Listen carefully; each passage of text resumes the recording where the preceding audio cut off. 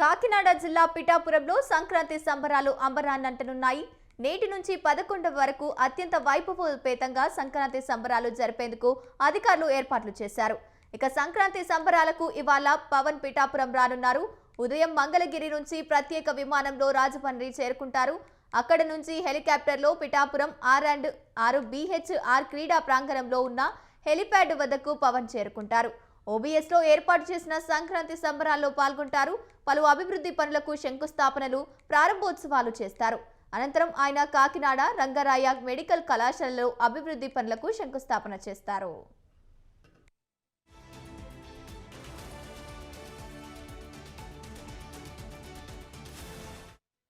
ఇందుకోసం కళాకారుల నిర్వహణకు ఛార్జీలకు 4.80 లక్షలు విడుదల చేస్తూ ప్రభుత్వం నిర్ణయం తీసుకుంది.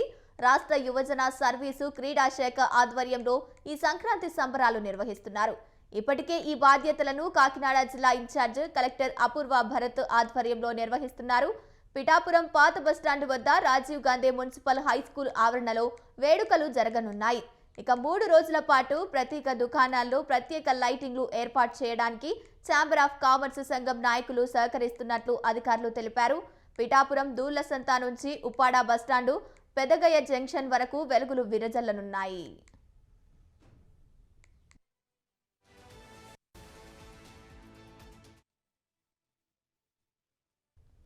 మూడు రోజుల పాటు సాంస్కృతిక కార్యక్రమాలు, గోపూజ, భోగి పండ్లు వేసే వేడుకలు, ఫ్యాన్సీ డ్రెస్సు, పిండి వంటలు, రంగవల్లుల పోటీలు నిర్వహిస్తారు.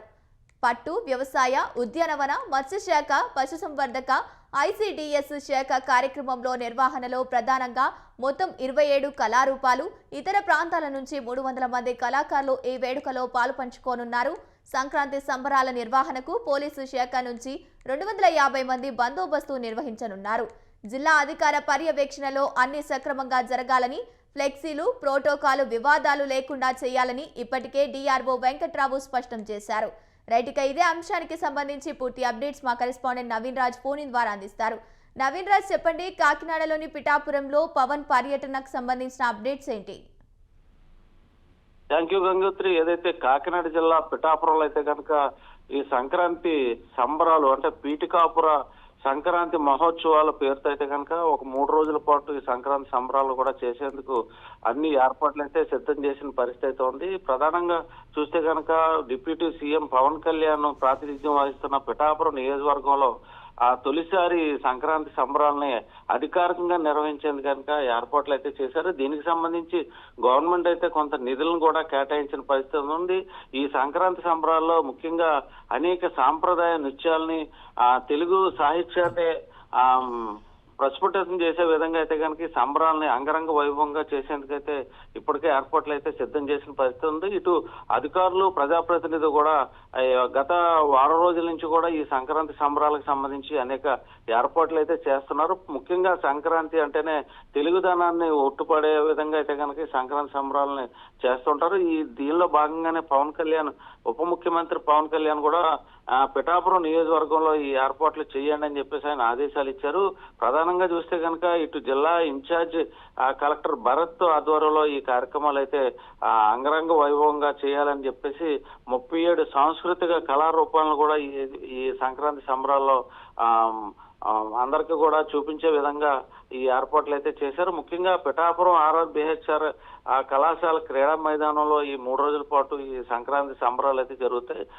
ఈ రోజు ఉదయం అంటే వాస్తవంగా అయితే నిన్న రావాలి పవన్ కళ్యాణ్, అయితే ఈ రోజు ఉదయం మంగళగిరి నుంచి బయలుదేరి ఇటు పిఠాపురం డైరెక్ట్ గా పిఠాపురం చేరుకుని అంటే రాజమండ్రి ఎయిర్పోర్ట్ లో దిగి అక్కడి నుంచి బై రోడ్డు పిఠాపురం చేరుకుంటారు. పిఠాపురంలో R&R BHR కళాశాల క్రీడా మైదానంలో జరుగుతున్న సంక్రాంతి ఉత్సవాల్లో ఆయన పాల్గొని అక్కడైతే ప్రారంభోత్సవం చేస్తారు. అలాగే సాంస్కృతిక కళారూపాలను కూడా అక్కడ ప్రదర్శించేందుకు ఏర్పాట్లు అయితే చేశారు. అక్కడి నుంచి అయితే కనుక ఆయన ఉదయం 9:45కి ఆయన మంగళగిరి క్యాంప్ కార్యాలయం నుంచి అయితే హెలికాప్టర్ ద్వారా బయలుదేరి పిఠాపురం అయితే వస్తారు. అయితే తొలి రోజు కార్యక్రమంలో భాగంగా చూస్తే అంటే R&R BHR సంక్రాంతి సంబరాలని ప్రారంభోత్సవం చేయడంతో పాటు ఆ నియోజకవర్గంలో అంటే ఆయన నియోజకవర్గంలోని 2 మండలాల్లో కూడా ఆయన పర్యటన చేస్తారు. ప్రధానంగా చూస్తే అంటే ఈ సంబరాలతో పాటు ప్రజలకు సంబంధించిన సమస్యల మీద కూడా ఆయన దృష్టి పెట్టే విధంగా ఈ షెడ్యూల్ కూడా తయారు చేశారు.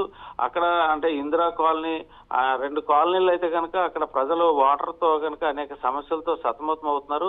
దీంతో ఆయన ఆ 2 కాలనీలు కూడా, ఇందిరా కాలనీ కూడా సందర్శించి అక్కడ ఉన్న ప్రజల సమస్యల్ని తెలుసుకోవడంతో పాటు వాటికి శాశ్వత పరిష్కారం చూపించే విధంగా కూడా ఆయన ప్రయత్నం అయితే ఆదేశాలు కూడా ఇచ్చేందుకైతే ఆయన ఏర్పాట్లు అయితే ఈ కార్యక్రమంలో షెడ్యూల్ కూడా తయారు చేశారు. అదే విధంగా చూస్తే RRBHR లో ఈ కార్యక్రమంలో అటు ప్రముఖులతో పాటు రాజకీయ నాయకులు, సినీ, టీవీ ఆర్టిస్టులు కూడా చాలా మంది కూడా హాజరవుతారు. ఈ రోజు సంబరాల తర్వాత కాకినాడ అయితే చేరుకుంటారు. కాకినాడలో ఆయన కూడా అనేక సంక్షేమ కార్యక్రమాలు కూడా ఆయన ప్రారంభోత్సవం చేస్తారు. అలాగే ఈ కాకినాడకు సంబంధించిన రంగరాయ మెడికల్ కాలేజీలో కూడా రేపు ఆ మెడికల్ కాలేజీలో అనేక అభివృద్ధి కార్యక్రమాలు కూడా శంకుస్థాపనలు కూడా చేయనున్నారు. అదేవిధంగా ఆ పోలీస్ పోలీసు కార్యాలయంలో అధికారులతో కూడా సమీక్ష అయితే చేయనున్నారు. అయితే ఈ 3 రోజుల పాటు ఈ సంక్రాంతి సంబరాలని అంగరంగ వైభవంగా నిర్వహించాలని చెప్పేసి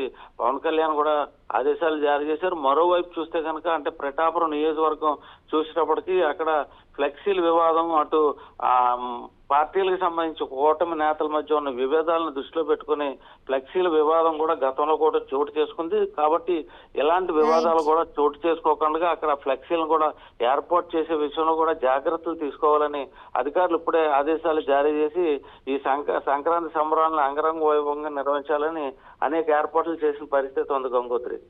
right, thank you Naveen Raj, thanks for the updates.